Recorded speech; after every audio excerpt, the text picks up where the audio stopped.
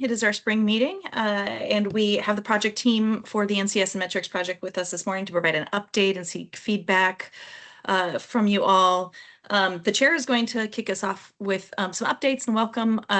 Chair McDonald, please do your thing. Yeah, happy to. Well, first, thank you all for joining us today.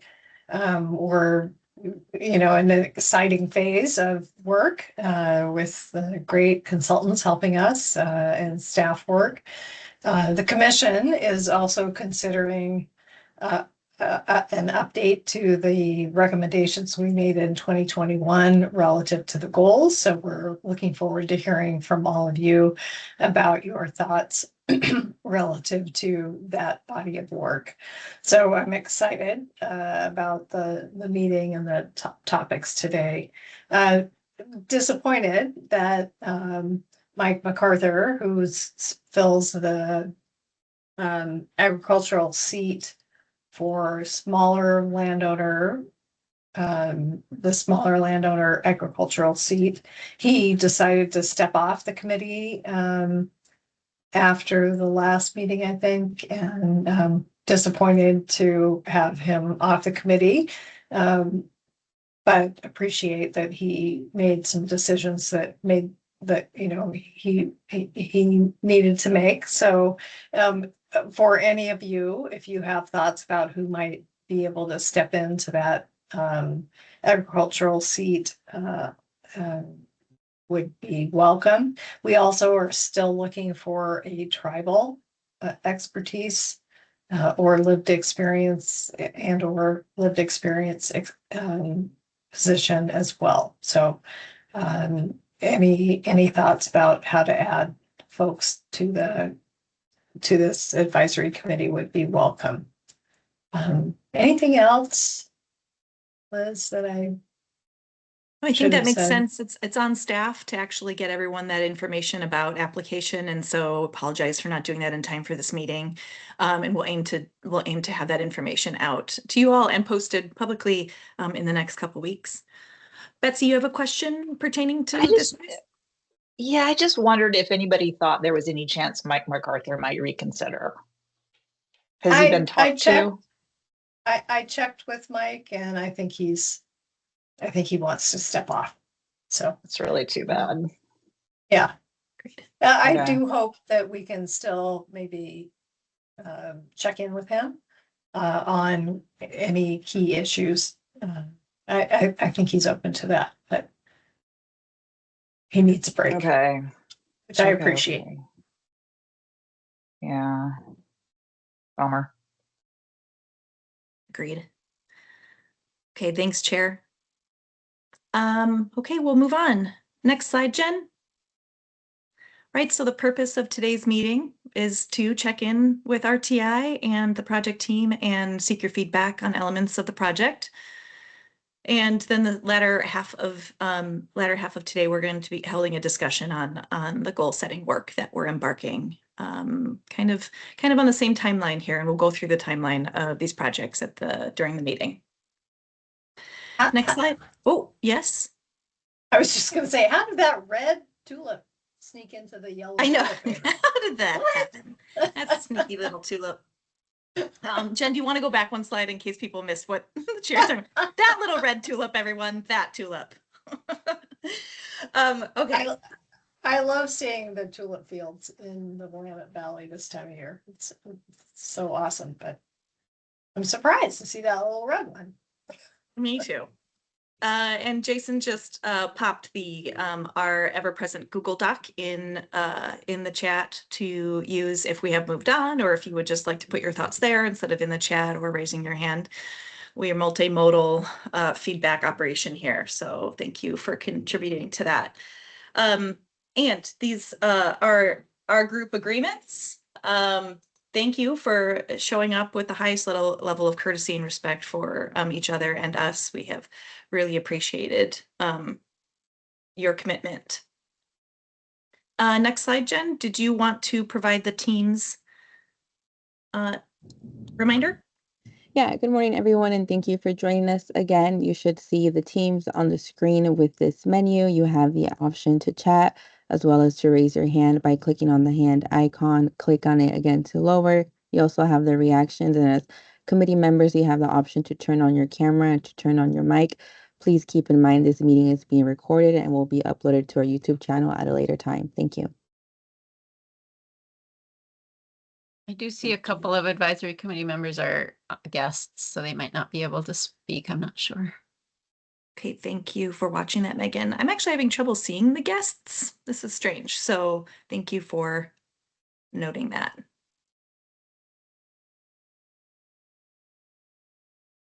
Okay, and Jason, can you see the guests? I don't know, team, like if you can see things and Jen. Everyone should be presented to promoter at this point. I'm sorry, to presenter at this point. So Okay. like usually there's oh wait, hang on, there's Seymour. I will make sure to keep an eye on this. Thank you. Okay. So we've kind of gone through the agenda already. This is just detailed, kind of giving you a time adjustment. Nearing 11:30, we'll be moving on to the goal setting discussion. Next slide, Jen. And here we are. We're going to dig into the work, invite Jeff to kick off the team. Thanks for joining us today. Thank you. Thanks for the opportunity to speak. Can everyone hear me? Yes. I'm having a moment of panic. Okay, great. Thank you. Yes, Jeff Petrusha, just a reminder, our team from RTI International has been working diligently and very quickly with Liz and the rest of the ODO team to kind of build up a body of evidence around the natural climate solutions and trying to identify existing and potential metrics for measuring the outcomes from those activities should they be implemented in the state.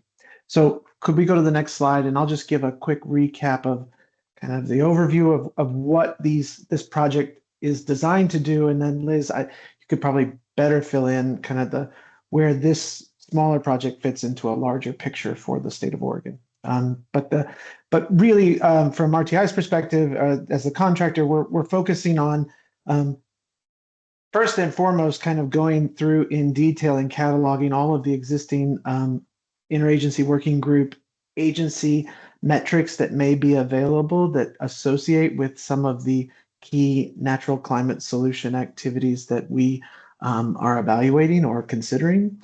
This would be afforestation, wetlands conservation or restoration, just as a few examples. But the idea was to understand as comprehensively as possible what is actively happening or is being tracked internally within the state through various programs and various agencies, and then trying to synthesize that along with a set of information that we have been pulling from literature that encompasses both the state of Oregon as well as kind of more of a national focus, and then sometimes only information exists at a higher level, a global level, but trying to pull the data that exists on expected outcomes from various NCS activities and really use that to help inform the process and decision making that may go on later in the state about which NCS projects to take on and what are the likely outcomes to track and measure for performance over time.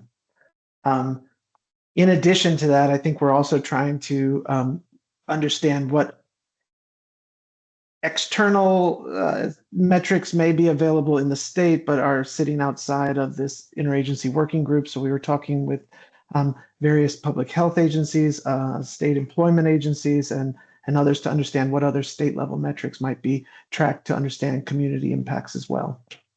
And also talking to other experts who are familiar with NCS activities to try to identify build a common body of knowledge around the potential barriers or obstacles that may occur with some of these, or difficulties that may not be evidenced in the literature that we're reviewing or the previous work that's been done in the state of Oregon. And finally, kind of the real crux of that work is crunching all of this information, synthesizing it, and drafting kind of an assessment of what the opportunities are within the state based on the literature that we've been able to review and document for numerical values about performance of like CO2 sequestration or generating additional sinks of CO2 or other greenhouse gas emission implications as well, but also understanding community impacts and what those might lead to if NCS activities were implemented.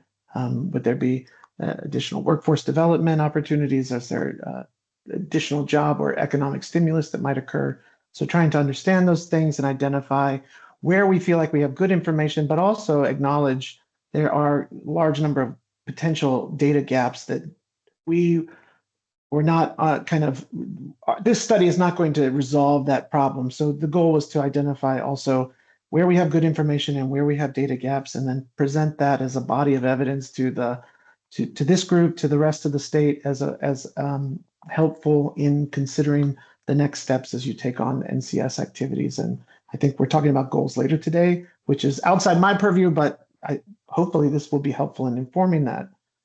And then the last step is really to understand, and we'll talk a little bit more about that later today in our presentation, but what the feasibility potential is for specific NCS activities within the state, and just thinking through kind of evidence for existing infrastructure. For some projects it may be, or some activities it may be relatively easy to implement, while others may require some additional investment or some special considerations for either tracking or for implementation. So that's our feasibility assessment, is really looking holistically at how these activities, which ones would be most well suited in the near term and which ones may require additional thought and investment.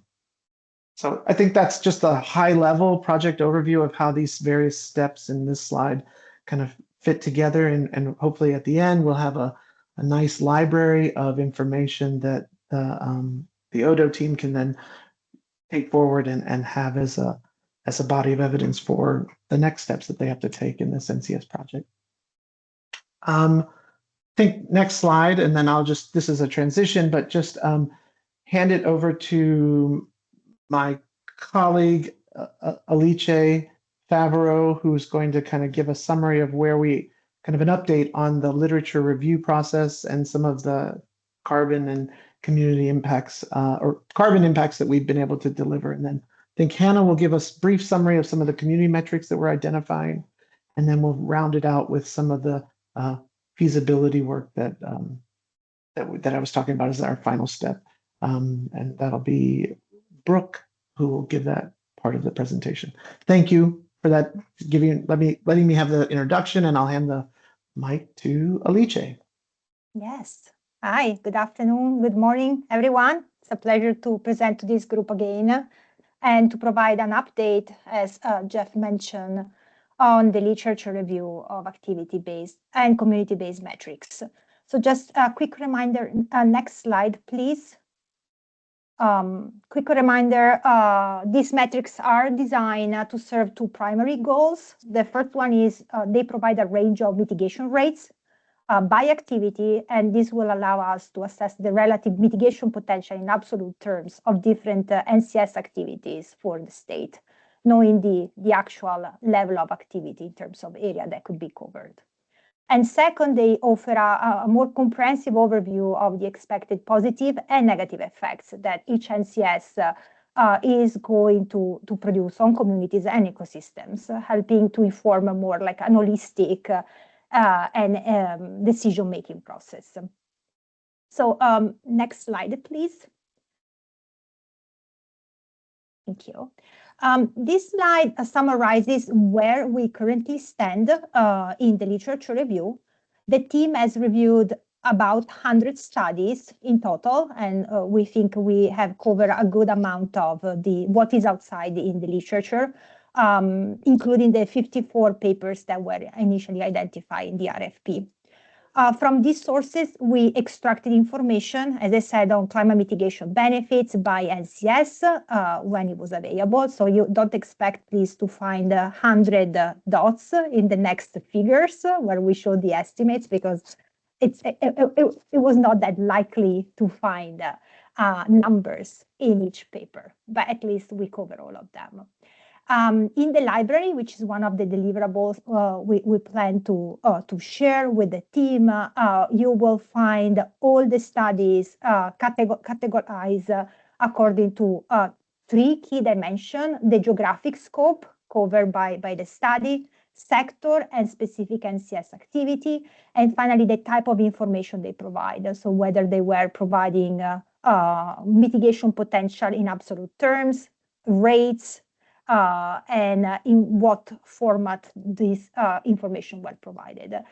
Similarly, for the socioeconomic and ecological effects, everything that you see listed here are papers that provide actual estimates on these effects, so numbers associated to each NCS activity.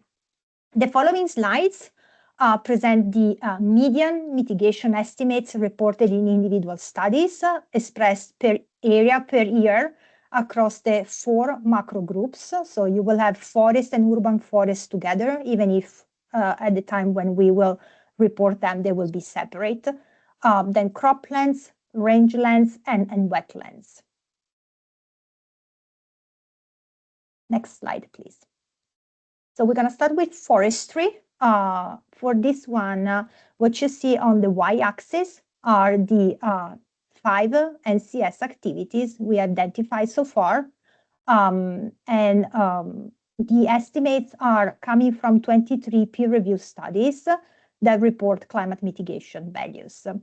The dots that I was mentioning before are showing you, as I said, the median estimates for each study. The orange ones are Oregon specific, and the blue ones are either US or global. Some of the studies that were global are not included here because they were really outliers and we didn't find them as informative for this study specifically. For Oregon, one of our main sources still Graves 2020, which remain, as I said, a primary state level source, and it's also a very useful reference for comparison. Avoided forest conversion, so deforestation, has been a particularly challenging category, especially because there are a lot of global studies that report ranges that look a little bit outside this specific scope. So we are still discussing how and if and how to include them in the review. Overall, we observe substantial variability in mitigation and sequestration rates across the forestry sector.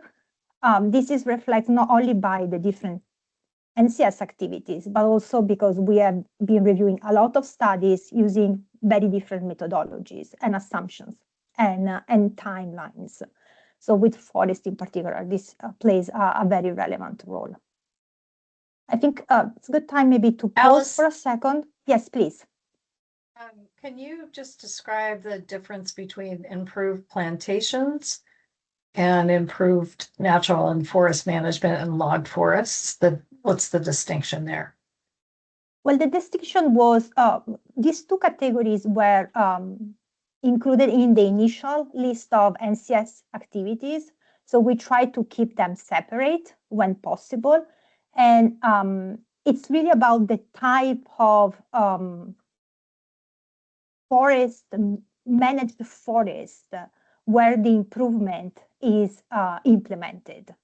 And it's usually described in the paper. So if they are focusing only on plantation and how changes, for example, rotation in plantation is affecting carbon sequestration, then you will have that specific NCS activity categorized. If it's more like changes in management in forests that are not plantation, that we will include that in the second category. Does that address your question? Maybe not, but good enough. Let's keep going. I'll pipe in, Chair, and say that the same observation occurred on Tuesday with the interagency working group meeting. And so we'll be looking at these 2 kind of labels specifically and just making sure that they make sense for Oregon, what happens here, and that the literature then is, tiered to something that makes sense for us. So thank you for that note. Betsy? can you hear me okay, Liz? Yes, yes. I would just second that concern and really encourage you to think about not including that distinction in these metrics in this study for Okay. Oregon in particular. Okay, thank you, Betsy. Can I ask a follow-up question on that real quick? Sure, So Jason. according to the NCS or the literature review that we did, the main distinction is plantations versus like natural forest that is being logged. And so we understand that there are plantations for Douglas fir, and I think poplar was one of the other trees that came up in conversation, which is, they're distinguished in the literature, but I want to understand your concern on this. My particular concern is that pitting natural forestry against what you're doing is pitting natural forestry against plantation forestry, and it delegitimizes plantation forestry. It drives a wedge, and it kind of I'm concerned that that's going to lead to policies that are less effective for the climate, because it comes across as a little pejorative to plantation forestry. Okay, thank you. Thank you for the clarification. Yeah, maybe just some follow-up conversation with you, Betsy, would be helpful. I can't really imagine how we would define plantations in Oregon. I can see how that might apply elsewhere, but anyway, just, some follow-up conversation, I think that you could really Okay. inform.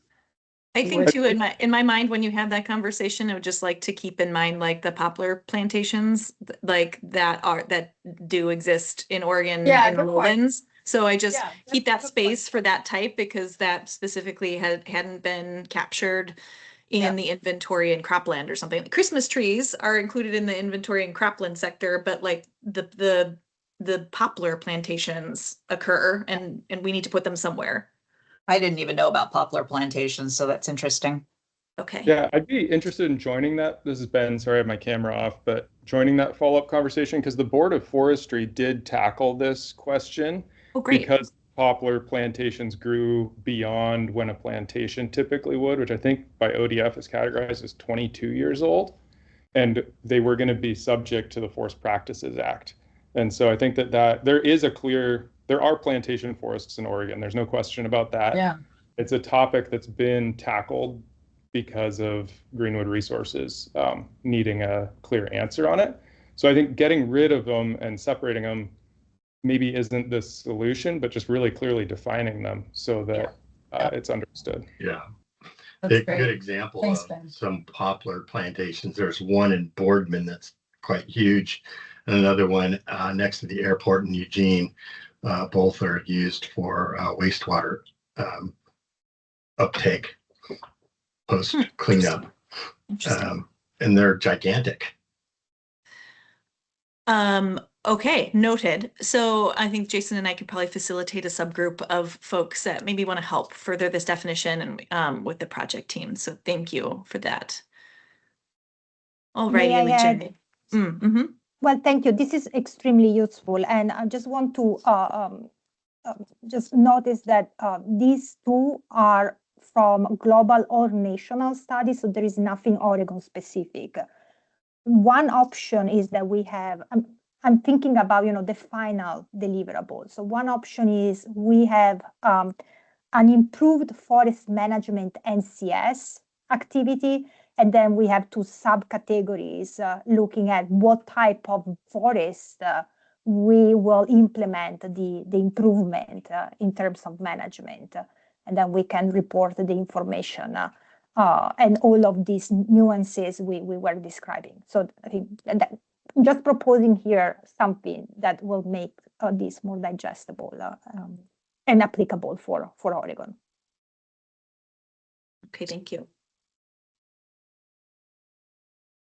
So just wanted to pause here also because this is the same format we'll show you in the next slides for the other macro groups. So if there are any questions about how we are presenting this and whether something is unclear, please let me know. Otherwise, we can go to the next slide, which should show cropland. I would just note for the group that the x-axis values change. So I don't know, Alicia, if you're going to hit on that. So just noting that you should be aware of that. Jocelyn?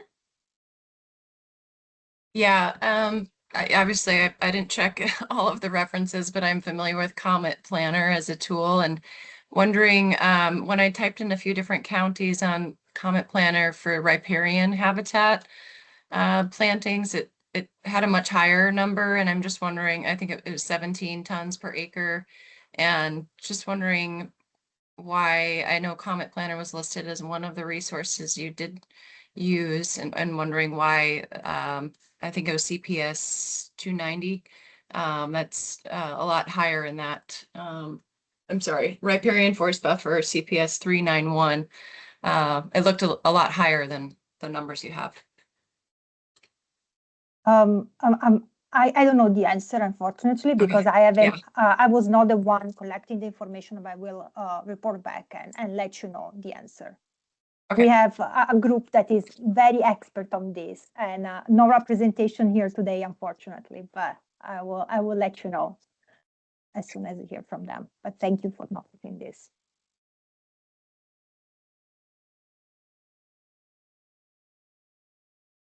Okay, perfect. So this case, what we are showing is cropland. So there are 6 NCS activities, again, on the y-axis. The estimates are supported by 19 studies. Again, reporting climate mitigation estimates. Some of them are giving ranges. Here we are just showing them as the median estimates to keep it simple. We can, discuss the best way to visualize this to make it as usable and accessible as possible. In general, as Liz was mentioning, also please check the x-axis, which is different from forestry. It's smaller, so the maximum range is smaller than what we have found for forestry. So in general, the per hectare mitigation acre, in this case, mitigation and sequestration rates are lower than in forestry, with the exception of practices that do have to deal with trees, like agroforestry.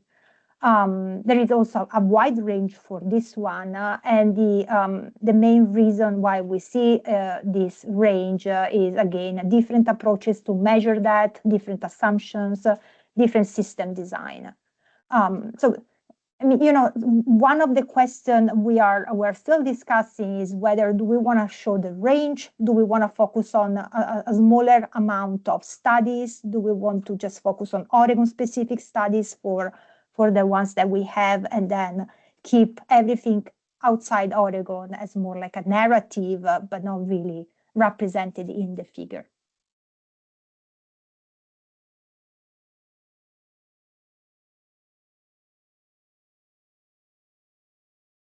And move on to rangeland, if we have no question for cropland. Again, the x-axis is different. Please note this.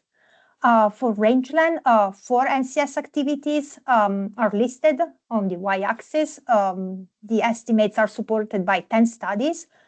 Some studies, it's worth noting that they have multiple NCS across different land sectors. So you might have that specific study reporting different information that are included in multiple figures.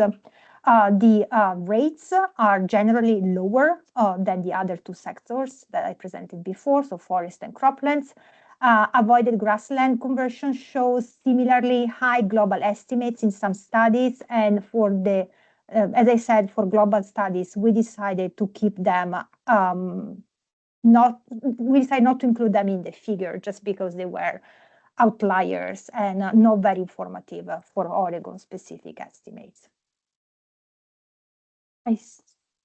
Something on the chat that I should check, or?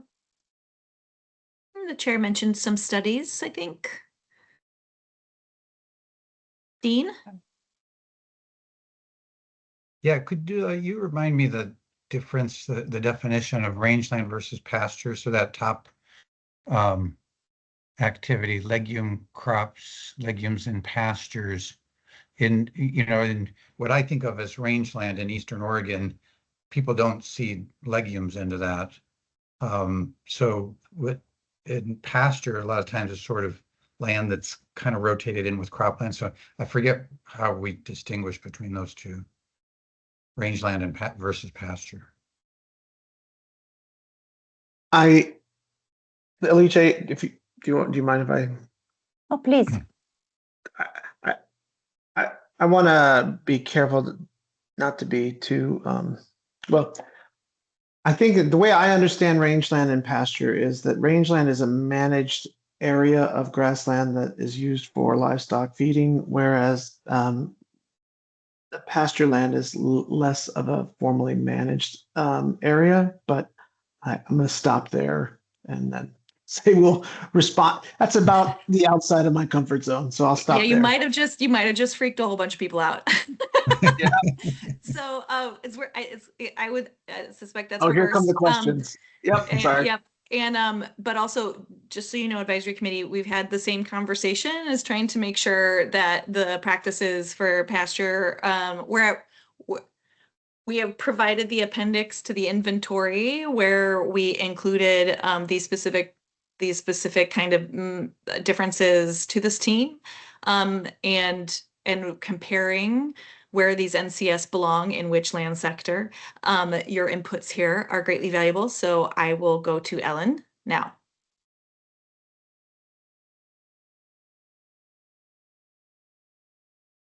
You're still on mute, Ellen. I think it really has to do with irrigated versus non-irrigated pasture. That's really the difference. Okay. Whoops. The Thank screen you. just, yeah. So the legumes and stuff, that you're more likely to find that in irrigated pastures, whereas there's plenty of unirrigated pasture where people will plant crested wheat or other dryland grasses. So that's the distinction I think you guys have to make. Very helpful. Thank you. Thanks. Megan?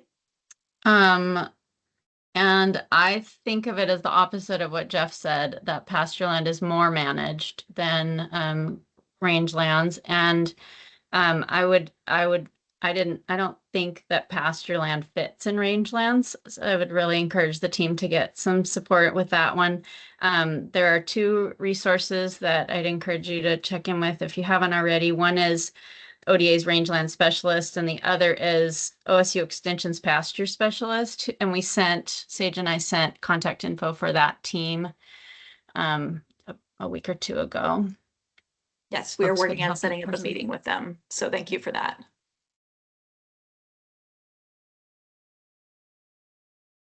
Okay, RTI team, do you have any additional questions? Dean, do you have any follow-up? I saw you nodding and other things and smiling.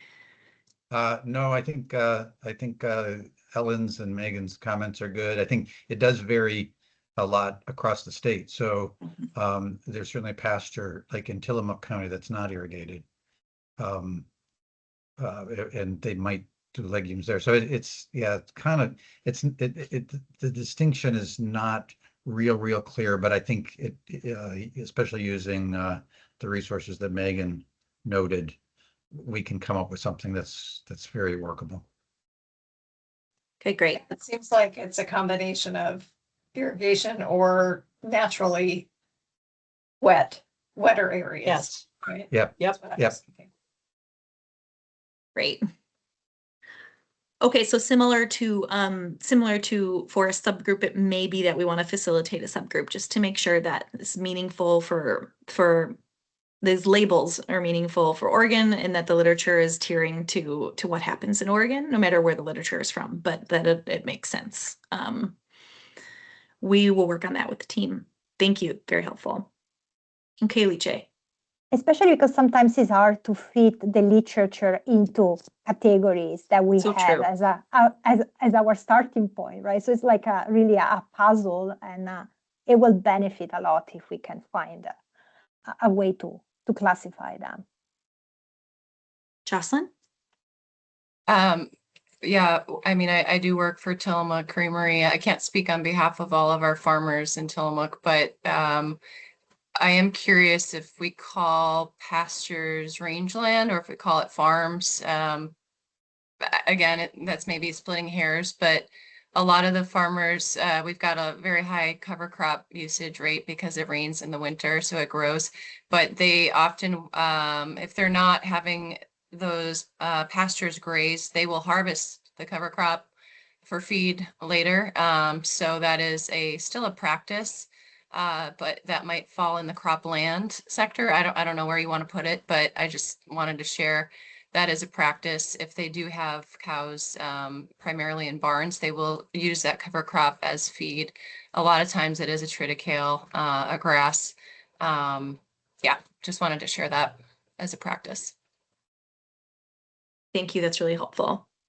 And I think too, we also are interested in making sure that we use the same terminology and buckets that we use in the inventory. So we have a lot of steps to go through here to make sure everything is harmonized. So thank you.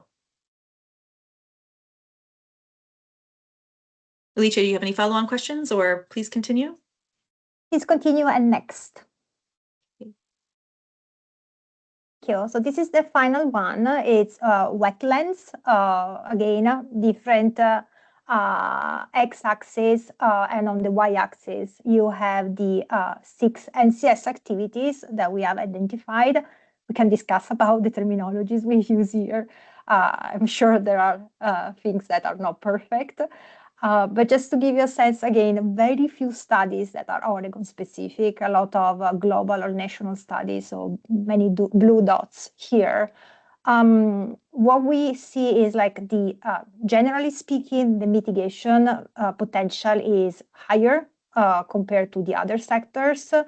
But it really depends not only on the specific ecosystem that we are looking at now, but also the type of studies that we were reviewing in this case. As I was saying, many of them are global estimates. They also change across ecosystem type. So seagrass, flatlands do have an effect on the rate range. And also for this one, some outliers were not included in the figure. Coastal wetland restoration is treated separately from the terrestrial one, just to reflect different processes and data sources, and also to be more consistent with the inventory. The Oregon Blue Carbon Calculator data will be included. That's something that our team was, they really wanted us to share this with you as something that we're gonna have added in the next iteration. Jazz? Pause here. Yeah, hi. I was going to mention the Blue Carbon Calculator, but you guys beat me to it. So awesome that you're including that. One last question on global and national. That would include regional findings as well, right? Like for example, states that are nearby, adjacent to us, like Washington State and California. In terms of, yeah, just talking about estimates specifically, or is that like a national average? I don't, so if there is a Washington specific study, for example, I am almost sure we haven't included. So the blue dots are average values for either US or global estimates. Okay, so it sounds like that's captured in there. Okay, yeah, that was my question. It is, yeah. Okay, thank you. Appreciate that. And you just said the blue dots are averages of maybe more than one study. Did I hear that correctly? No, sorry, that that was a wrong interpretation of each dot is the median estimate of a study. But if the study is like, for example, a global study and is reporting, no, I said something wrong. If the study is global, that we are reporting just the global median estimate. So maybe he has also a mean and a maximum. We are not including that information. But it's not an average across different regions.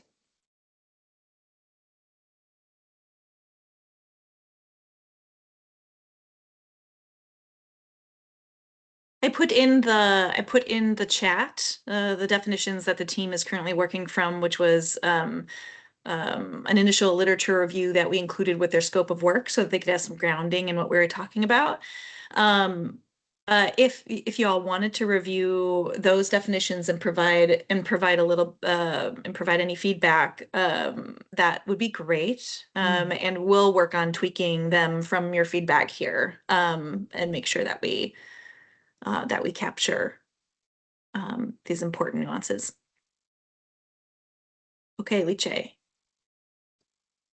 I believe the next one is going to be on the community. Perfect. So Hannah, if you can. Thank you. Yes, so we will be switching gears now. We just did an overview of the greenhouse gas metrics, and now we'll focus more on the community-based metrics that we are actively pulling out right now. So this table is kind of a tease of what these metrics will look like, but with the case that we are actively bringing in other NCS categories. So this is not holistic to what it will eventually look like. So for the community-based metrics, we are focusing on socioeconomic effects as well as ecological effects. And so we're both looking at the literature where we pulled out those greenhouse gas metrics and taking note of where they mentioned any community-based metrics, as well as looking to other literature that is more focused on the community-based metrics themselves. So we're kind of doing two separate literature reviews for this part. So this table, the first column, lists out the NCS activity categories that we are presenting to you in this presentation. So we have afforestation and reforestation, fire management, which includes prescribed burning and thinning, forest conservation activities, urban afforestation and reforestation, improved rotational grazing, and silvopasture. And so the next two columns, we are showing the number of studies in total that we have pulled data from as of making this slide. We have since then updated this presentation as we've been actively working this week. So number of studies in total, so that would include other states, the US specifically, as well as more global studies that still have that context that is relevant to Oregon, as well as the Oregon specific estimates that we were able to pull. So we have been seeing some Oregon specific studies in this space, which has been really exciting for having more of that relevancy to Oregon. So when looking at the socioeconomic and ecological effects, our goal is to have some sort of quantitative understanding of, if we do this NCS, what kind of effect, both positive and negative, will we see in the community. And so as we, in the studies that have, a specific number, for example, urban afforestation, reforestation, we found a study that specifically talks about Portland increased tree cover, and that would potentially raise property values by 3%. So we are documenting those specific numbers, but some studies, they just kind of have more of a trend of positive or negative increase or decrease. And so we are also capturing that type of information. So here we're presenting just largely the increase and decrease, but know that we are still documenting the actual numerical values as they occur. So for example, the negative decrease metrics, we're representing with a red downward arrow, and then any metrics that have an increase or positive association with the NCS is represented with a green arrow. And so some studies where they have both positive and negative effects, we are also capturing that it could be positive or negative depending on the scenario. And then some of these boxes, we just have a dash right now. That's not necessarily because there's no information out there whatsoever. It's just that as when we were making these slides, that was where we were at with the analysis. And you'll notice that a lot of these are focused on the forestry sector. We're also still focusing on the other sectors too. We just started with the forest. yes, we can take some questions now. Great. Ellen? So, looking at this, I'm trying to understand. So like, suppression costs, there's a red arrow. So that means that that's a negative, I guess. But on the other hand, the suppression, a lot of that is probably employing local people. So it seems like that would be also a benefit to the local economy potentially. I'm just trying to wrap my mind around really what the red arrows mean, because you also have a decrease for property value. I'm having a hard time seeing how fire management would decrease property values because the property would be more resilient to fire in the future. So can you explain the red arrows better, please, for me? Yeah, Hannah, So I'm happy Jay- to. Okay, yeah, you Yeah, did I'm- that study, so you can. Very happy to start with property value because that's an interesting. There are a couple of studies looking at this and showing how properties very close to areas that had been managed with prescribed burning have seen a reduction in the value. It's a minimum one, but still an interesting element to be mentioned. It's sort of a negative effect of management for fire.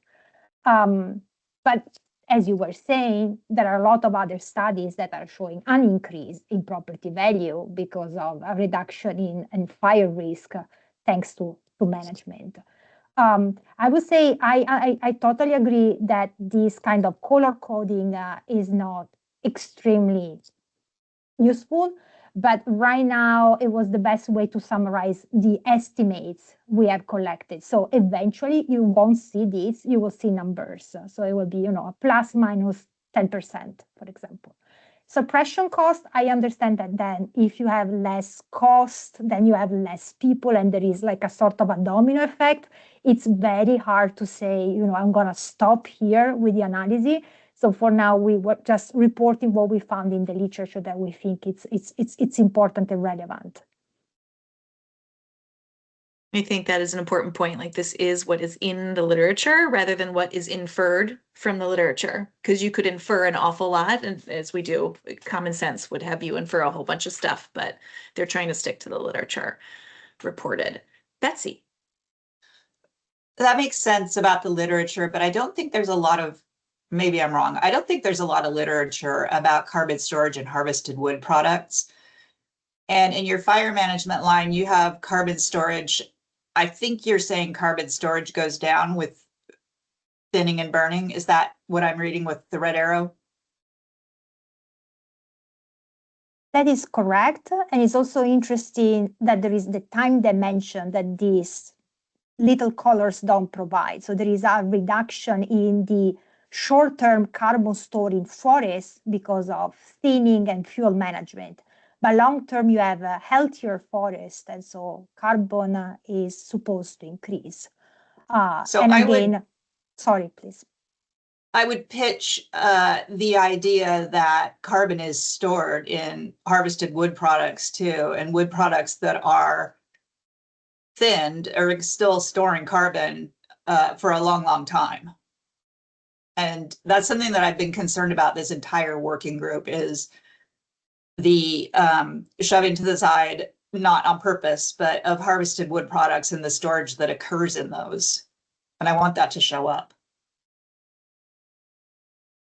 Thank you. That's a good point, and we will make sure it is there because, yeah, it's not clear that it's a value of fire management. I really appreciate that because I just don't think there's enough literature out there for you to probably even review about harvested wood products. But if you found something, that would be great. Thank you, Betsy. Dean? Yeah, glad to hear Alice said they say that the green and the red is going to go away because that confused me too, because I see red and I think, well, that's bad, but it's not. It's like in fire management, structural losses, it's decreased. That's a good thing. So however it ends up, it would be good to have it be very clear what's good and what's bad in simple terms. Good feedback. Thank you. Ben? This connects to, I think, Betsy's earlier question, and one I had is whether, like, there are, for improved forest management, for instance, or forest conservation, all of these approved methodologies under either ACR or Vera that have, for instance, a pool for long-lived wood products or have reduced wildfire risk metrics built into them, and they aren't the same kind of peer-reviewed study that this has, but like they're going through ARP review and have a really strong community of practitioners who have endorsed them and are issuing large volumes of carbon credits based on them. Is that being counted as a study? And if you're looking at like that long-lived wood products as a specific example, why not just pull it, since it's already been researched and codified in the carbon methodologies, from that rather than reinventing the wheel through academic studies? And maybe you're already pulling those in, but it seems like that's kind of a no-brainer to pull from. Okay, that's what I meant to say. Or I'm just saying, like, it's already there, so let's great. let's pull what's already been done. Yeah, no, it makes sense to me. Alice, I don't believe the team has looked at the standards for the carbon market world. Some of those metrics and values may be worth reviewing. We haven't, and actually I was double checking. We don't have HWP as an NCS activity. So everything we have been recording on that specific topic has been like an indirect result of the literature review. But we had never checked timber products as a way to increase carbon.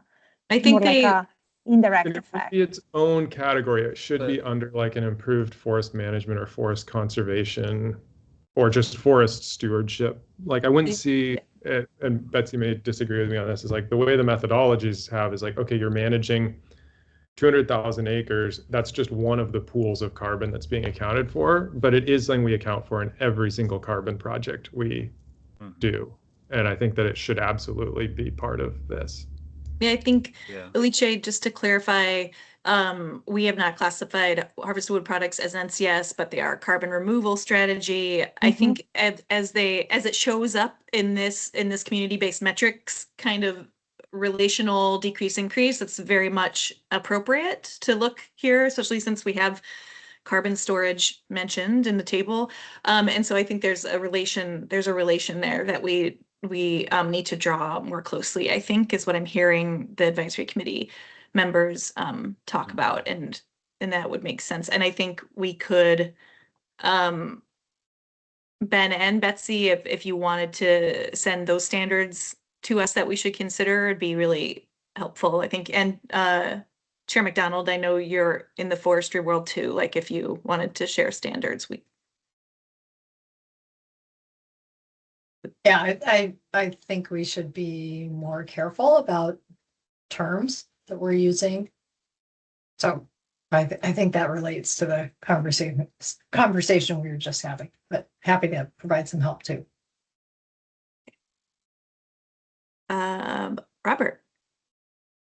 Yeah, thanks, Liz. And I was going to just briefly note, I mean, we have in other modeling projects and other work, certainly like the harvested wood products is an important part of the carbon pool, and if and is tracked. Like Leisha said, in this particular project, we hadn't necessarily focused on that, but we certainly have in other things. And I mean, one of the questions is where like the thin products go. I mean, a lot of the, at least in some of the modeling work, a lot of those thin products are going into relatively, it's like small diameter trees, often going into relatively short-lived products, or getting burned or used for energy or other things. But depending on what the, again, depending what the mix is or what the products are, certainly, it's an important pool to consider. I mean, sometimes there's a question of like, if you, I think Alice references too, is you may be removing some of the carbon now, with the caveat that part of that at least is going into, long-lived products. But you may be then avoiding bigger fires later. So depending where you're at and what the fire risk is, you might be increasing long-term carbon storage on the land. And also you need to account for how much of the carbon that you've taken out of the forest is still in products over time.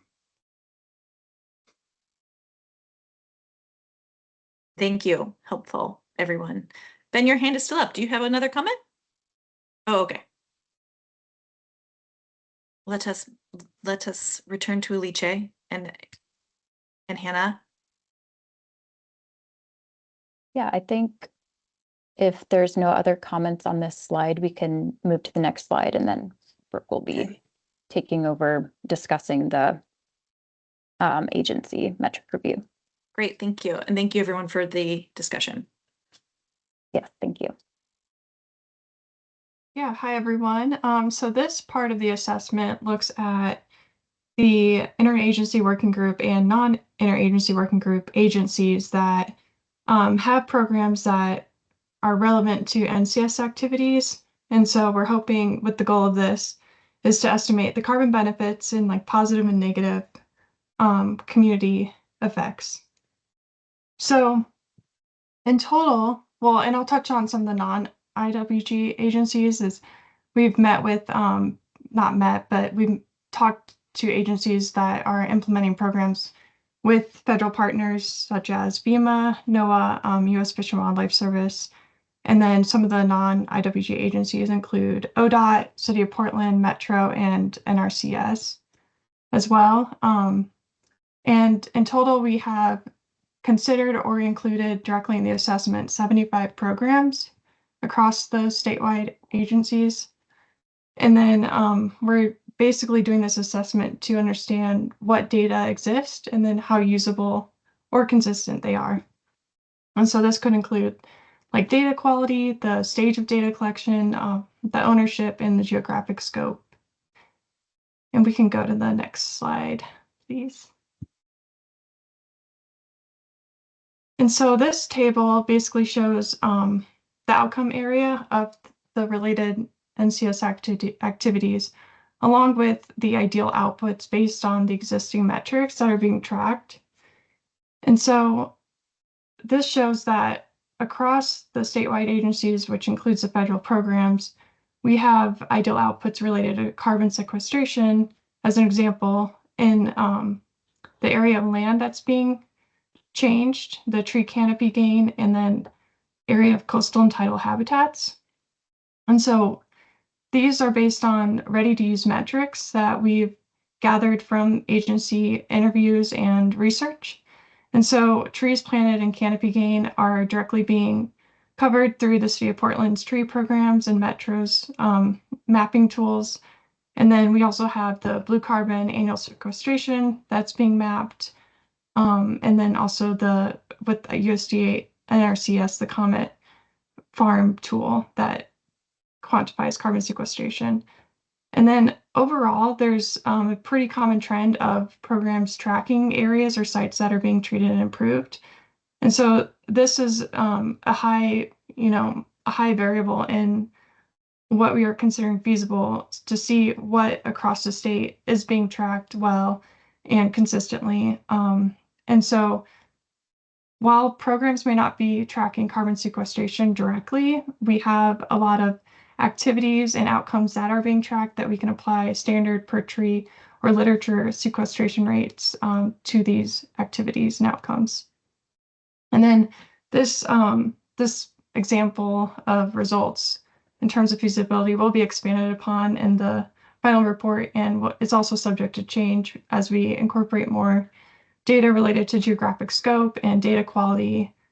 This has been an iterative process with going back and forth with agencies and following up on their responses and having additional questions. And please chime in if you have any questions as we go through these.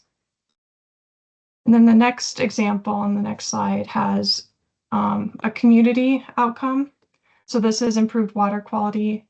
And so these are the ideal outputs here, are pretty like the standard water quality data that is being collected across the state. So this includes changes in water temperature, nutrients, sediment load, and then the area of where water quality outcomes are being, activities that improve water quality outcomes, and then what progress is being made. So this might be a qualitative assessment as well. And then so some of these ready to use metrics include, the AWQMS parameters through the DEQ, Department of Environmental Quality, and then along with indexes and TMDL target loads. And so the programs through OWEB and ODFW aquatic inventories, these are some of the data reporting structures through those programs. And then this is a pretty highly feasible metric. Sorry, I'll get to your question after this. Given that it's tracked through a lot of different programs and databases, and many NCS activities touch on this across the state. Yes, Great. go ahead. I will offer prior to question asking just that this is definitely preliminary, so still trying to thread the programs that they've looked at, the metrics that exist to like the outputs. I think an important nuance to mention is that there may be something that is tracked statewide. Like this is a very good example, DEQ's data. However, in order to tweak it to an NCS implementation, there may need to be a change, or a specific like time that you take a measure before and after a project. So there's a lot to consider, and the team is still working on like what makes this data set useful to an NCS implementation tracking kind of scenario. So just wanted to kind of put that out there. Big challenge. Lauren. Yeah, thanks, Liz. I think you kind of teed up my question a bit, because looking at the last slide and this slide, I was kind of curious, some of these programs and the data sets potentially that come from the programs are state programs that are often funded through general funds and one-time investments. So I'm just kind of curious in the feasibility piece of that, like, are we considering, like, are we funding these programs? Are they able, like, is the data set sustainable, and can we use that throughout, or is it going to be outdated because the program's not funded? That was just something I was kind of thinking about. Us too. Yeah, that's a great point, and that is something we'll consider is like the stage of data collection, and through the interactions with the agencies we've been following up on, do they have access to the data? Is this data compiled and ready, or is this it's restricted through PII limitations and things such as that? So great point.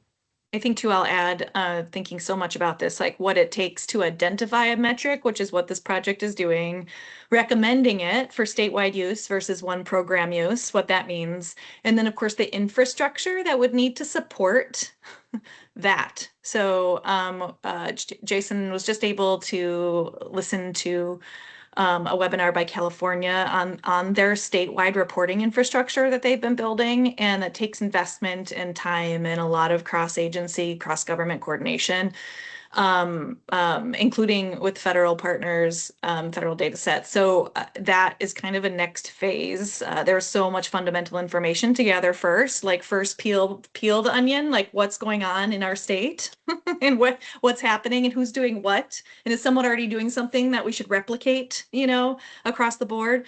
That's where we're at. And there's a lot of follow-ons as far as actual operation implementation. So I will add that. Ellen? So the metrics listed, the ideal outputs, they're all basically in the water column, it looks like. Or you have the aquatic inventory, I think also includes some habitat parameters, I'm not sure. But it can take forever to get changes in the water column, even though people are busting their butts to try to make changes.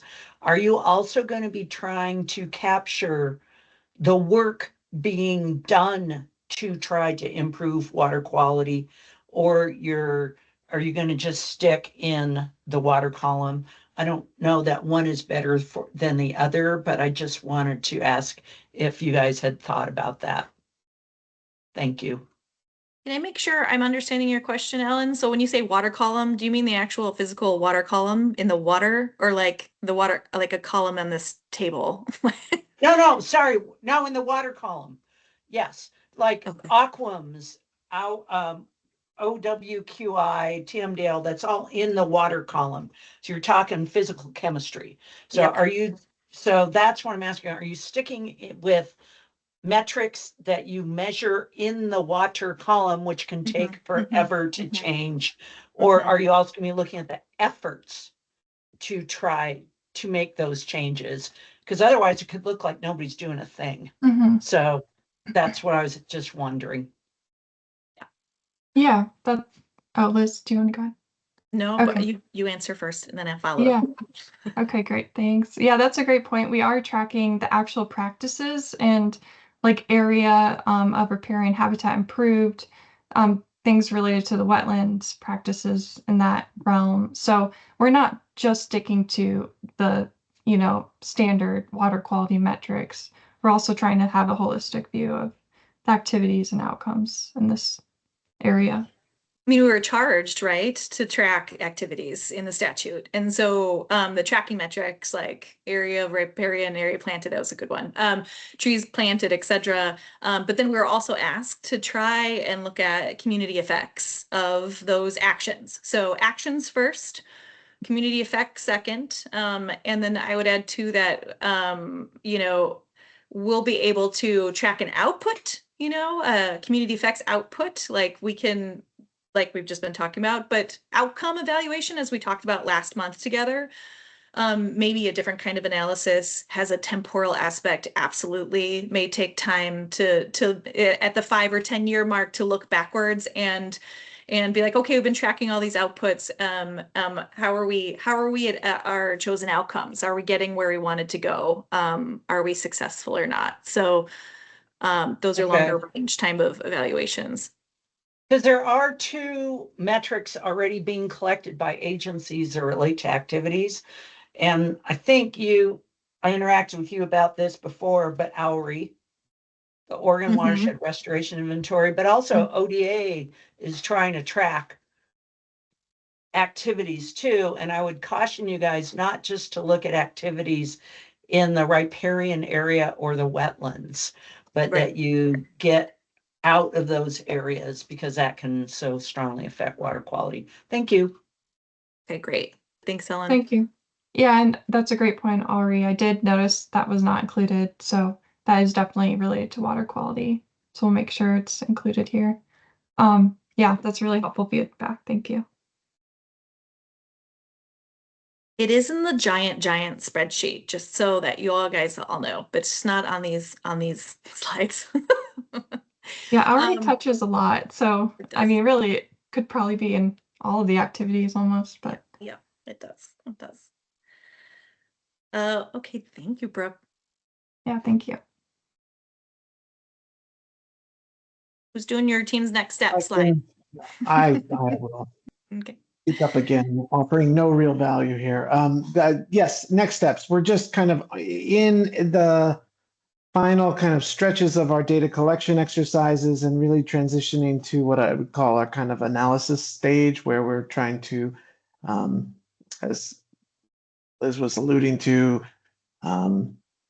synthesize all the information that we've been collecting from both interviews and literature reviews and feedback with the agency groups that we've been meeting with. So at this stage, we're trying to follow up on any last minute questions or final other items that may come up related to the interworking group agency interviews and refine this larger library of NCS options and metrics that we are identified and kind of tracking or thinking about tracking.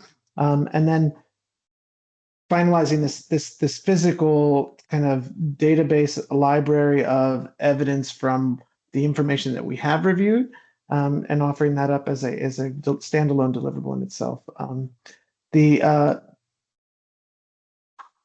Yes, and then the providing, you've seen some of the preliminary estimates that we shared today and Alice spoke about. Talking, obviously we have more to add to that in a very short time frame, but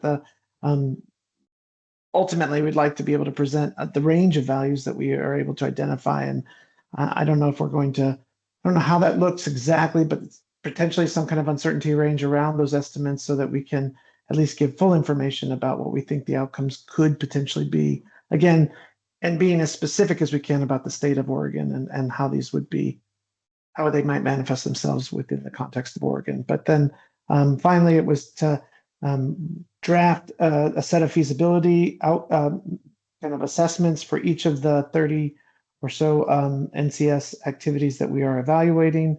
And then finally, pull all of this into a meaningful and impactful report that the whole community is happy to have and proud to have. So Liz, I know this is a moment for you to kind of contribute as well in terms of the ODO's contribution. So this will be that's where we'll go next, is the writing of the report. I'll stop there.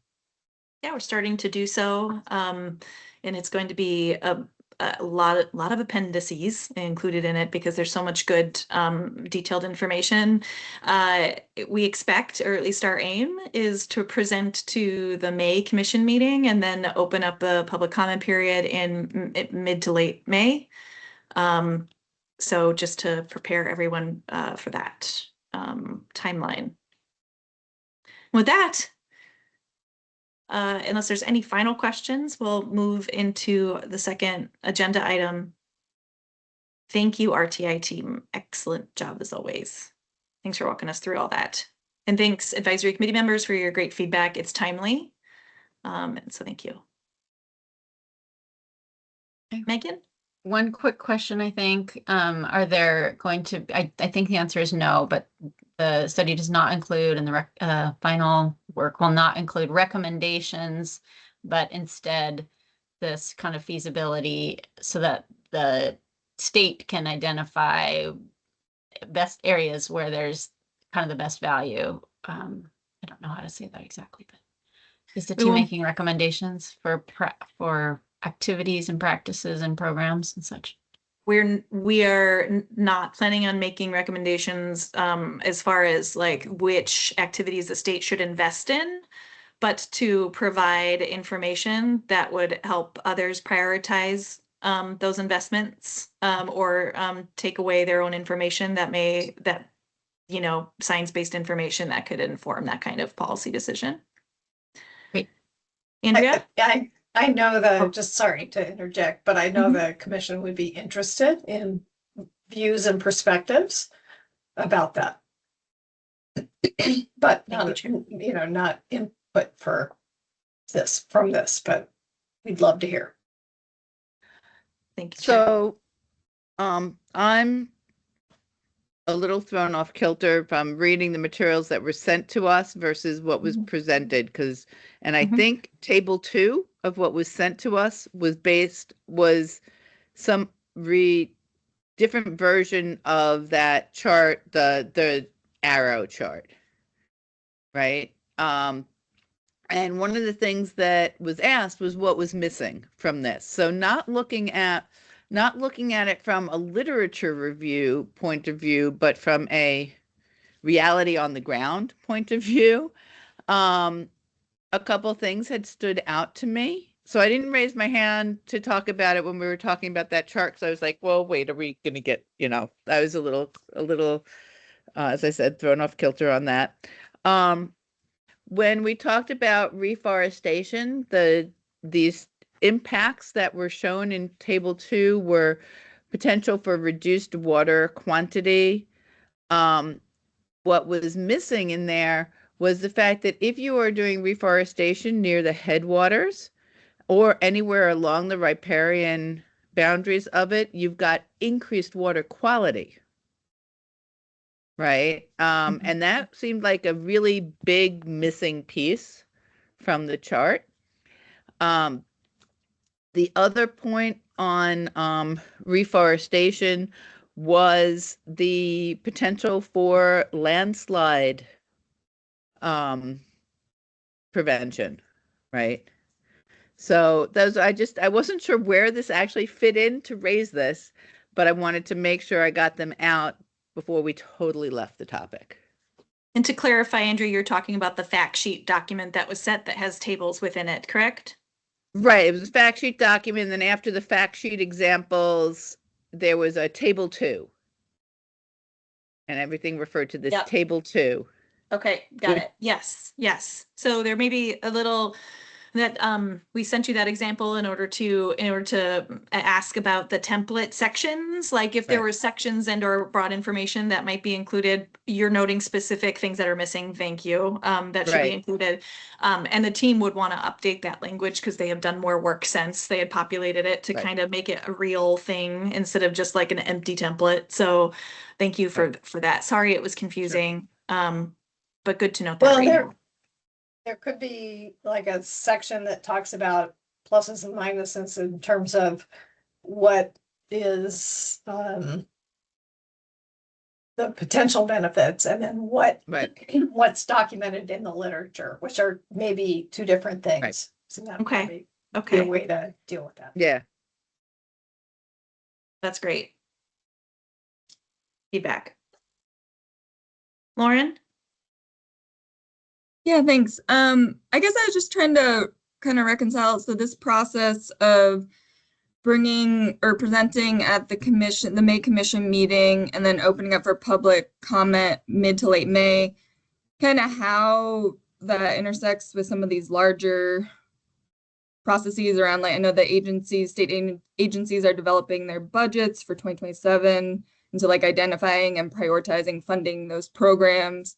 Then also the executive order on climate resilience. And I know they're going through the attributes, developing a baseline, again, agency plans. And so just kind of wondering if you could speak at all about how like this feasibility criteria, the fact sheets and overall report will kind of potentially hopefully inform these efforts, or if those timelines are going to match up.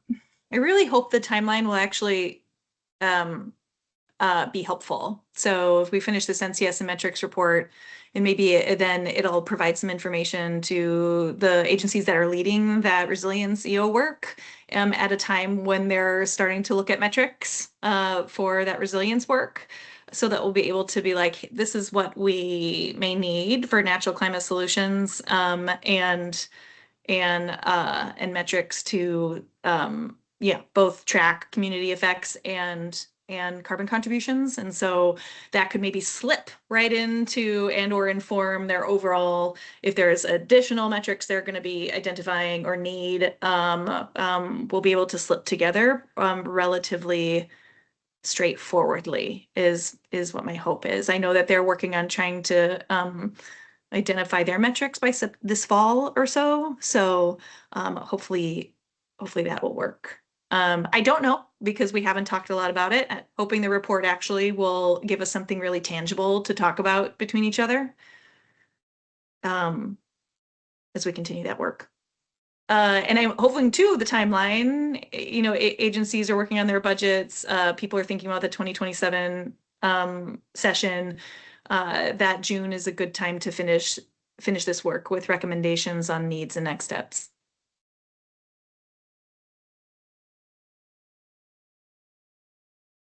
Okay. Thank you for that, Lauren. Any other questions before we move on?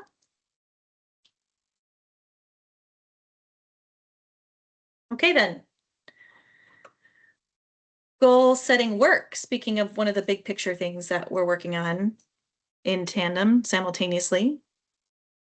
Wanted to give you guys an update today on the work that Jason and I have been doing with the chair and our teammates and the Commission Natural Climate Solutions Committee and the Interagency Working Group, and to get your thoughts today on what we're going to present and some major overarching big questions we'd like to hear your feedback about.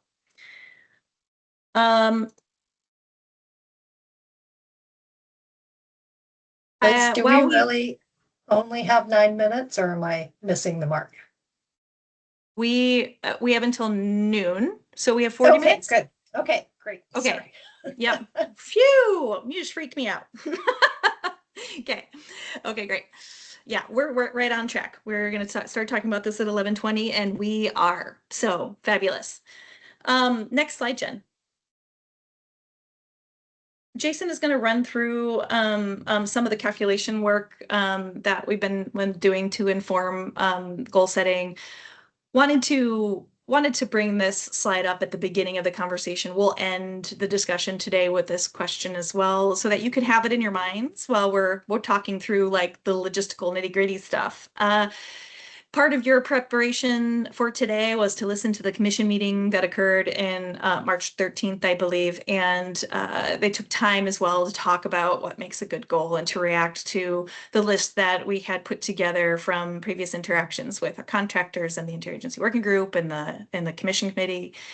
And so just wanted to list them here so that you could keep them in the back of your mind while we present to you today, and we'll talk about them at the end. Jason. Thank you, Liz. Next slide, please. So as of 2021, the Oregon Climate Action Commission's recommended goals for additional carbon sequestration on Oregon's natural and working lands are a minimum of 5 million metric tons of carbon dioxide equivalent per year by 2030, and by 2050, a minimum of 9.5 million metric tons of carbon dioxide per year. And this outcome-based goal is supposed to be separate from, in addition to Oregon's sector-based emissions reduction goals as established by the legislature and updated in Governor Brown's Executive Order 2004. So ODO, the commission, and the agencies have the option to maintain these goals, modify them, or create something new from the information we have now, based on the land-based net carbon inventory and the work that RTI is conducting and just presented on. And so to consider what we should do, we look to other states, the U.S. as a whole, and other goals that have been organized already. And we've put together 7 approaches that we presented in a workshop to the inventory team, as well as the Natural Climate Solutions team for discussion. Next slide, please. And so you've seen this slide multiple times. So the statute directs ODO and the Oregon Climate Action Commission with agencies to establish sequestration and storage goals with the ability to update the goal as we have more information. That is our main task. And the same section of the statute directs us to use activity metrics and a net sequestration baseline to track progress toward the goal. Next slide. And Liz, do you want to cover this one, or you want me to run through it? Well, yeah, please run through it. All right, got it. So, so we looked at these 7 approaches in particular. I mentioned them on the previous slide. Looking at global, or thinking about how to set a goal based on global carbon dioxide concentration, global, tonnage of carbon dioxide. U.S. goals and strategies, our 2025 ODO land-based net carbon inventory, the Natural Climate Solutions activities data that we have available from us from previous studies, and also that we are developing now with RTI. We've looked at the net zero framework, balancing your land-based removals and your sector-based emissions, for example, to hit net zero by a certain target date. We've also looked at real zero, which is sort of separating the land-based removals from the sector-based goals of just trying to get the sector-based emissions all the way down to zero, hence real zero, as opposed to net zero. Next slide, please. So this figure shows the results of some calculations of the potential goals based on several approaches, specifically based on the land-based carbon inventory, global and national climate goals, and what we know about the potential impacts of Natural Climate Solutions activities. The dark vertical lines on the right of this figure represent the current OCAC goal, recommended goals for 2035 and 2050. The 2035 goal at -5 on the left, and the 2050 goal at 9.5 on the right.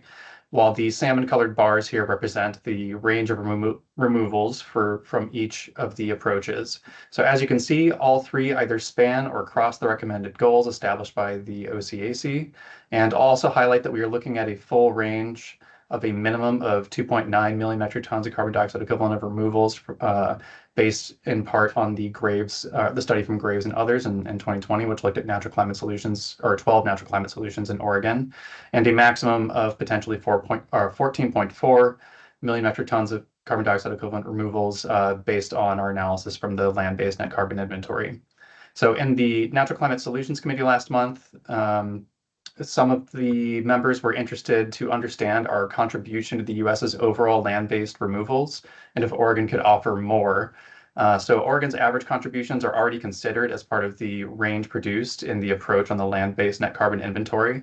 But we also wanted to see what it would look like if we picked Oregon's maximum contribution since 2000 to set that goal. So since 2000, Oregon's maximum contribution to the United States land-based removals was around 7% of national land-based removals. And if we were to use this percentage instead of the 5-year average, and related to the nationwide goal of increasing national removals from the land, Oregon's potential contribution would be about 14 million metric tons of carbon dioxide equivalent, which is already within the range of the approach based on the land-based net carbon inventory. Sorry, is there a typo here? There is not. It's there. Oh, okay. Yeah. Yeah, maybe it's a graphical issue. All right. So I just wonder if you might want to give a beat for folks to ask yes, questions. please. I think we all got it. No, please, if you have any questions, I'm happy to answer. I think actually, I would suggest going to the next slide and then asking for questions. Yeah, because it kind of gets to like the point of the graph. Okay, Sure. great. No problem. So to communicate all this in sort of a more simplified way, the range of values we are converging on for the recommended goals based on the 4 approaches that we've considered here, as well as some of the 3 other ones that were less, that were not as easy to develop a math or a math-based approach from. So we're looking at between 2.9 and 14.4 million metric tons of carbon dioxide equivalent per year of removals from the natural and working land sector. So pause again, or looking at chat. Okay, looks like it's resolved. In this range, will help us further discussion and help package goals for the commission to consider from from science-based numbers perspective. Lauren? Yeah, I'm just wanting to make sure I'm tracking. So the commission has a current goal. It's non-binding, and so therefore they can update the goal when they have new information, and they can do that without legislative, like they don't need to have legislation to do that, but it is non-binding, so there's no enforcement as well. Is that the Correct. I'm just trying to track like, the non-binding, process. voluntary, Yeah. although the goal that the commission has right now is recommended. We're working on meeting the statutory requirement to create a non-binding goal. So we're responding to that. So the commission could take the goal that exists right now and kind of say, yep, we're still on par. We want this one, and we're going to keep it. And yes, the statute says that the commission can update it when new information becomes available. It doesn't have to go to the legislature. The legislature said, commission, please adopt a non-binding goal. Gotcha. Okay, thank you. All of the sector-based goals that we currently have are non-binding. So, right now we have a sector-based goal that's non-binding. This would be a recommendation to adopt something. And then we have also recommended a consumption-based goal, which is also non-binding. So it's, but all of the above, we can track progress and report to the legislature, and hopefully some of that information will provide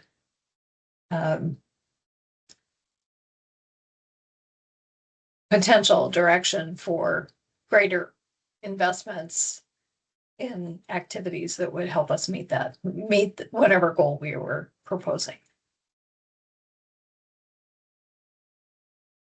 Dean? Sorry, this is probably a really dumb question, but the 2.9 to 14.4, is that over and above, like in addition to what's being sequestered on the land now?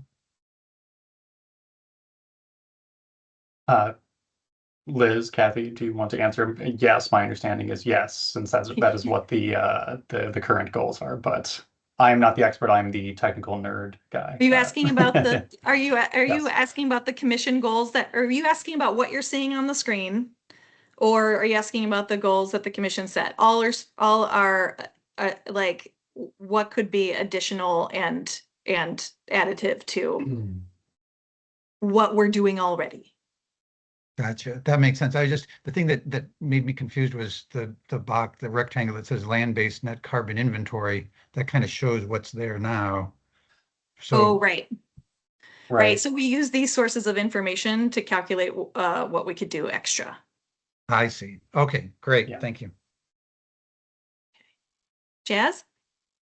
Just a quick clarification. So the range in this green bluish box, that is what you're going to be using to develop the non-binding natural working lands goal, correct? Yes, going Or to is this the use it to goal? base the discussion and the decision. Got it. Okay. Yes, and we still have slides left, and I think it might be good to go through that rather than and then ask more questions, because I think this might answer some of your questions while we get to the get through it. Okay, Jason. Yeah, so we've also, of course, thought a lot about uncertainty and these approaches and what we may or may not be able to capture in time for the commission to recommend a goal. So some of the examples are on the slide here. So studies indicate that climate change will, of course, impact carbon sequestration and storage of lands in very substantial ways. The most recent report from ODF and American Forests, for example, highlights the impacts of increased risk of higher intensity and more frequent wildfires, worsened drought conditions, and reduced forest productivity due to things like climate mismatch of tree species and failure to regenerate forests after fires. So, we're taking some of these things into consideration as well, but just also recognizing there's only so much in the literature about this available to help us plan. So additionally, the most recent National Greenhouse Gas Inventory that provides us data for use in our approaches comes from 2023. And so we are as yet unclear of the impacts of land management changes under the new federal administration, and they are likely to take years to manifest completely in the data. And so finally, we also recognize that we do not have updated guidance from the IPCC or the United States, of course, on pathways to limit warming to 1.5 degrees Celsius. It may be that emissions reductions nationwide have slowed, and so more removals may be needed from the land to achieve net zero and net negative by 2050. But again, we did consider the IPCC recommendations as part of the approaches that we've looked at here. So they are consistent with those. And so while also worth emphasizing that while this uncertainty is concerning, it is not really an excuse for inaction. So increasing our removals and protecting carbon now makes whatever work we need to do in the future easier and helps at least slow the progress of climate change. Great. Next slide, Jen. So that's to say there's going to be some uncertainty in the numbers that the commission adopts, and the commission and in our staff recommendation, we'll try to provide ideas on how to buffer that, right? So do you build a buffer into the actual number you're adopting because of all these uncertainties? Do you reach for a little extra because you know that there'll be challenges ahead? In the future, modeling climate hazards, climate impacts could maybe help us refine the goal or understand what is actually practical to achieve on the landscape. So taking from that science-based range of what could be possible, of what is in the could be extra as far as a sequestration goal. We plan to package it in a low, medium, high kind of format in the staff recommendation. And this is just example numbers. So if you're looking at -2 and -14, these are 3 examples that are within the realm of that range. We'll be talking with the commission committee next week on their weigh-in and how they might like to package or what kind of range they might like to see in the staff recommendation. And of course, we're still thinking through temporal aspects related to, the goal narrative, right? Should this happen by 2035, like the current goals are like additional removal by 2035, additional removal by 2050. So there's the temporal aspect that we need to consider as well. Betsy, I have one more slide and then I'll get to your hand, if that's okay. I just wanted to reiterate or clarify for sure you're only relating these to natural and working lands, right? Correct. Okay, that was my only question. Okay, great. Thanks. Yeah. Versus what? It just would help me understand. Well, like sector-based or whatever you would call it, Yeah. if there's like everything. Yeah, you got it. Thank you. Okay. Next slide. Thanks. Sorry. Sure. And so considering, what the elements of things we're still working on for the staff recommendation, I already spoke about the time horizons, what further assessments may help refine the goal in the future, talked about modeling and climate hazards, climate impacts, and then of course future needs. In order to meet the goal, the statute asks us to set up 2 accounting systems. When we've set up the first accounting system, the inventory, the second accounting system is activities based and actual action by the state based, and that is going to take some time, even once we identify metrics, to stand up with investment and capacity. So working on kind of a future need section in that staff recommendation. I think now here is a good time to pause before we get into like higher level discussion questions. If you are interested in the math that that was used for defining the range, we can certainly share that with you. We had a few more in-depth slides that we opted not to share with you today, but it sounds like people may be interested in understanding those calculations a little bit more deeply, so we can share that out with you. And I see Betsy nodding. Betsy, you would be interested to understand that. We can certainly do that, put that together. Are there any questions before we kind of move on to these larger, bigger picture questions?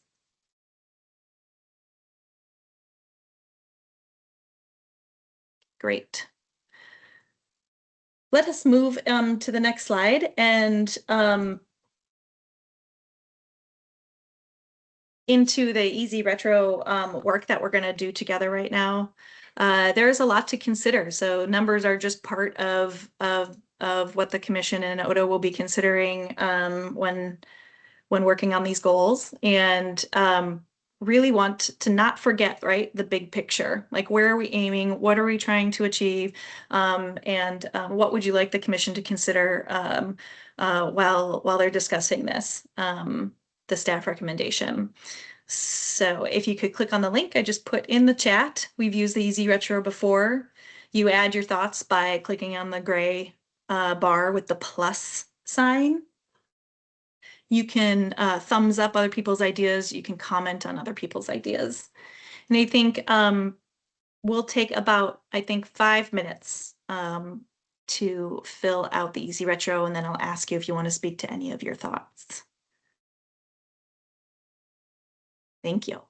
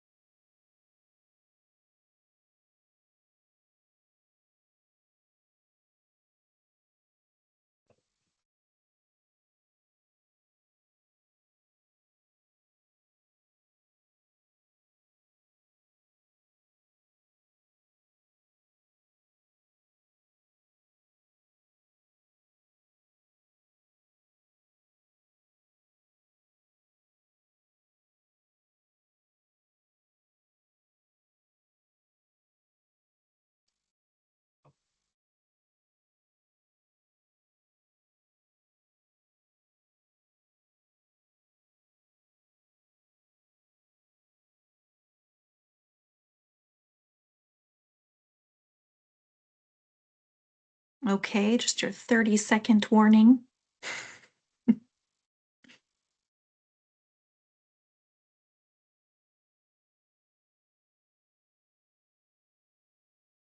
So really great, thank you. And thank you for thumbs upping others.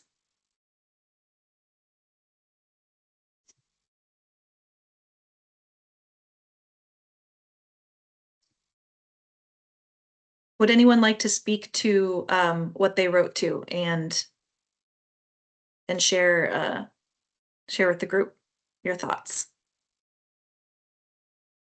One quick comment while people are thinking. I think Mike McCarthy would be happy to see land use included on this list. So just to bring him back into the conversation. Agree.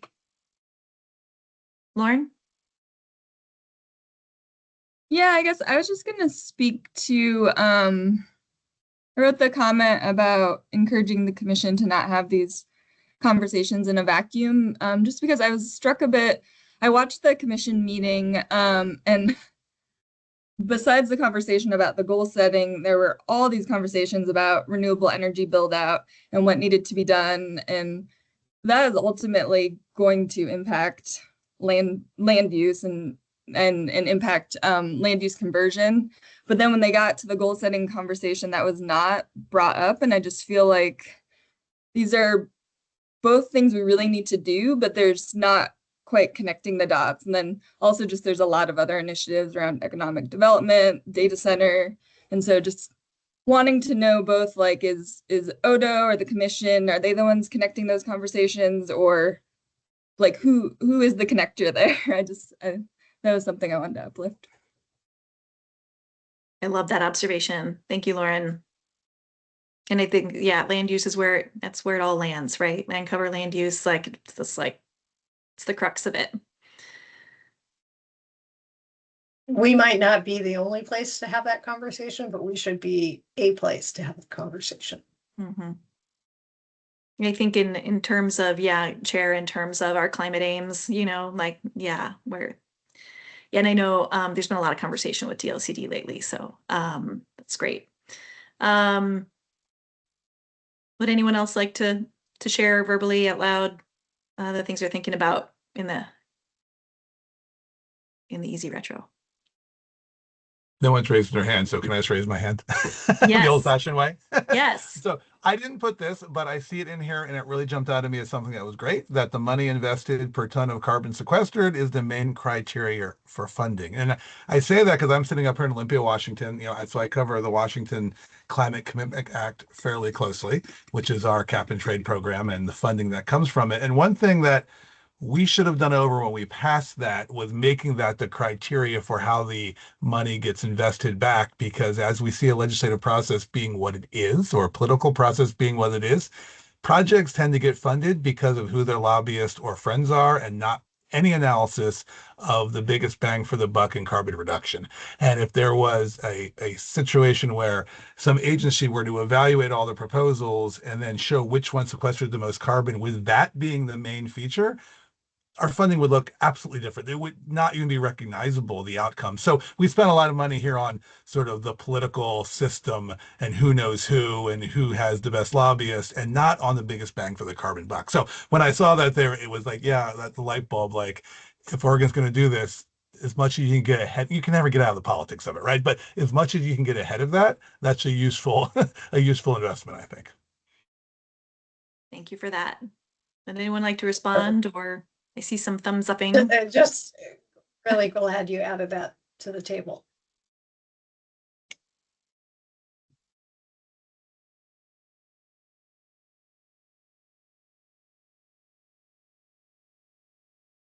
Okay, great. Well, this is a solid list. Thank you for contributing to it. This also makes our meeting summaries all that much easier and accurate. So thank you for taking the time to write down your thoughts. We wanted to make sure we captured them accurately. It's a big moment. It's an exciting moment to be able to create a goal. Not a lot of states are creating an explicit natural and working lands carbon sequestration goal. So this is this is great. Thank you very much. Next slide, Jen.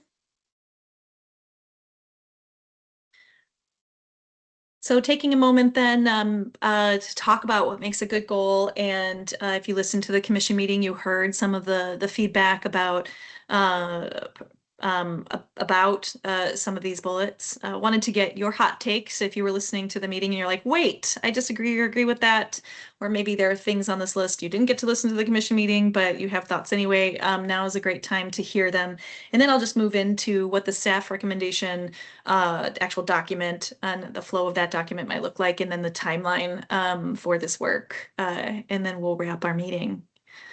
Does anyone have major thoughts from the commission meeting and the recording that you heard? And or would you like to speak up to what makes a good goal? Or have I worn you out?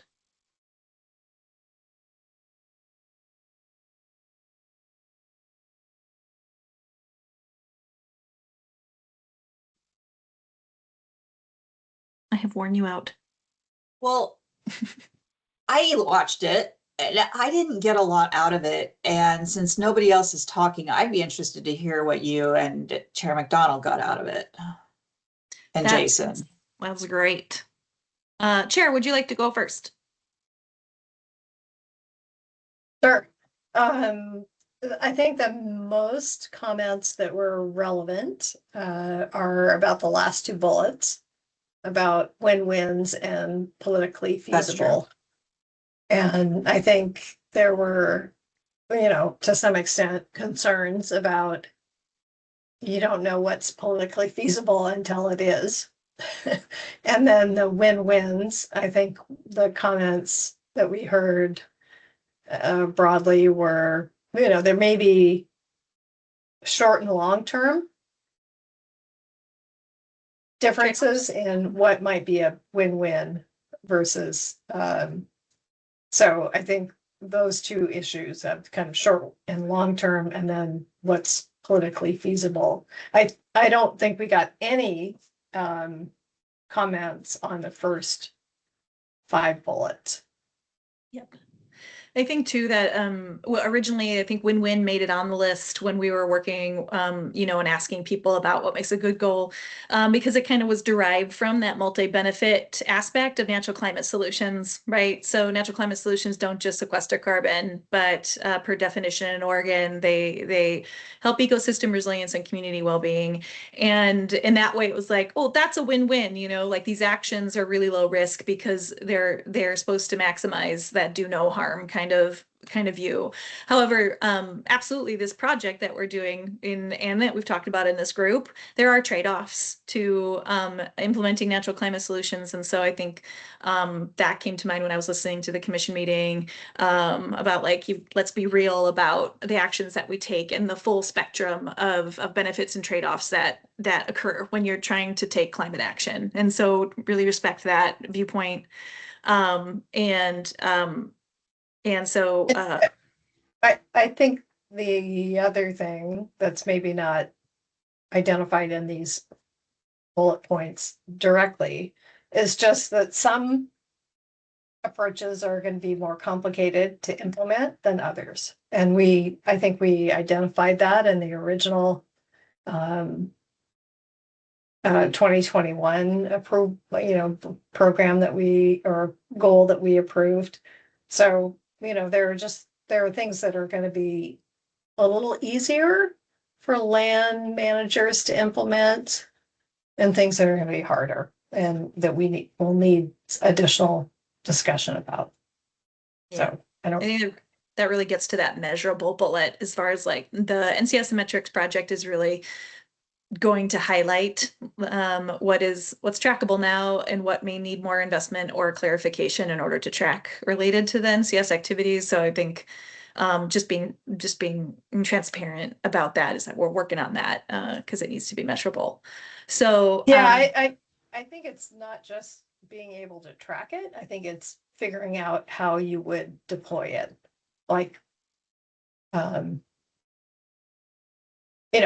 So if there are some that is about measurability and there are some that is how would we do this as a state relative to changing practices, which may have different levels of complexity and investment needed up front. Yeah, good point. Thanks. Okay, seeing no other hands and getting close to the end of our meeting, let's move to the next slide, Jen.